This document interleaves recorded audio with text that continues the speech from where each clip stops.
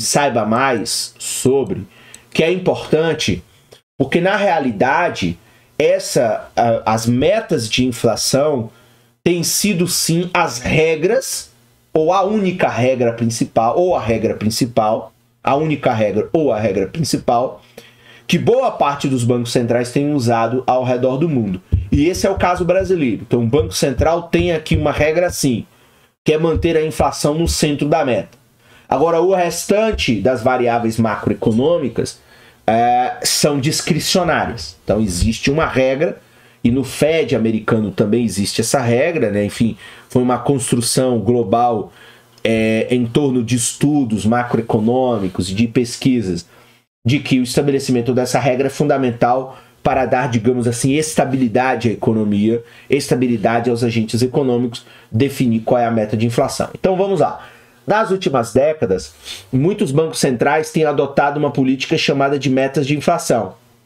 Por vezes essa política ela assume a forma de um banco central anunciar suas intenções com relação à taxa de inflação para os próximos anos. Em outros momentos, ela assume a forma de uma lei nacional que especifica uma meta de inflação para o Banco Central. Não me recordo se esse é o caso brasileiro, mas existe sim uma espécie de decreto, de regra, que obriga, que estabelece as metas de inflação para o ano atual e para os anos seguintes, do qual o Banco Central tem que cumprir. O objetivo principal dele é cumprir essa meta de inflação. Metas de inflação não são um compromisso com uma regra rígida. Em todos os países que as adotaram, os bancos centrais dispõem de uma margem de tolerância. O que seria uma banda, mas é uma regra com uma banda. Então você tem o centro da meta inflacionária, digamos assim, 2%, mas a inflação pode variar entre 1% e 3%, que estaria, digamos assim, dentro do centro da meta. Então, metas de inflação, elas são normalmente definidas como um intervalo, mas não deixa de ser uma regra, na minha opinião. Uma taxa de inflação de 1% a 3%, por exemplo, em vez de um número específico. Então, você tem aí uma banda de flutuação que permite, portanto, a inflação flutuar.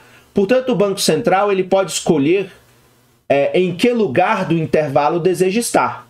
Além do mais, permite-se às vezes que o Banco Central ajuste a meta de inflação, ao menos temporariamente, se algum evento, como um choque nos preços de petróleo, impulsionar a inflação para fora do intervalo da meta.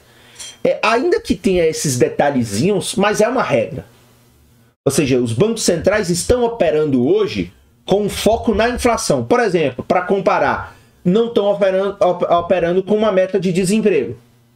O desemprego pode ser um número astronômico, não existe meta.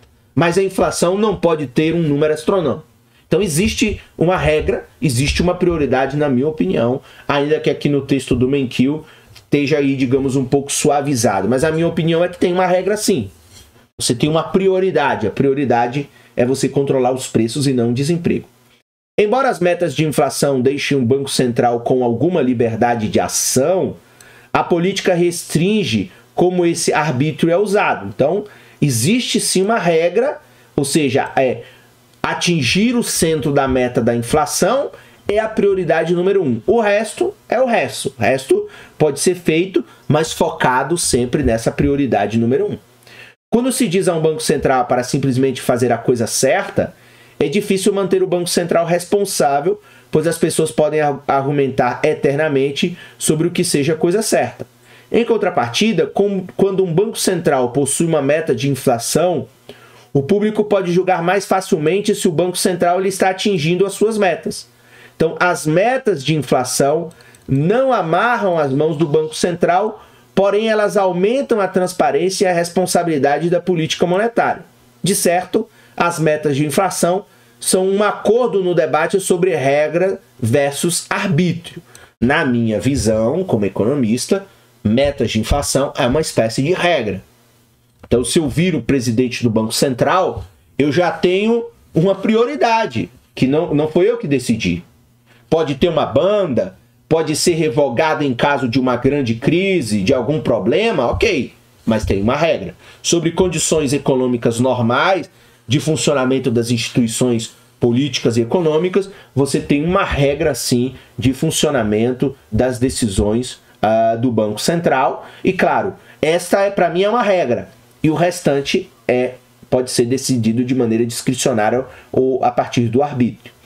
O Federal Reserve não adotou uma política explícita de metas de inflação, embora alguns analistas tenham sugerido que o Fed tem uma meta de inflação implícita de 2%. No caso americano. No caso brasileiro, a meta é explícita. Um defensor proeminente das metas de inflação é Ben Bernanke, ex-professor de economia, que se tornou presidente do Fed em 2006.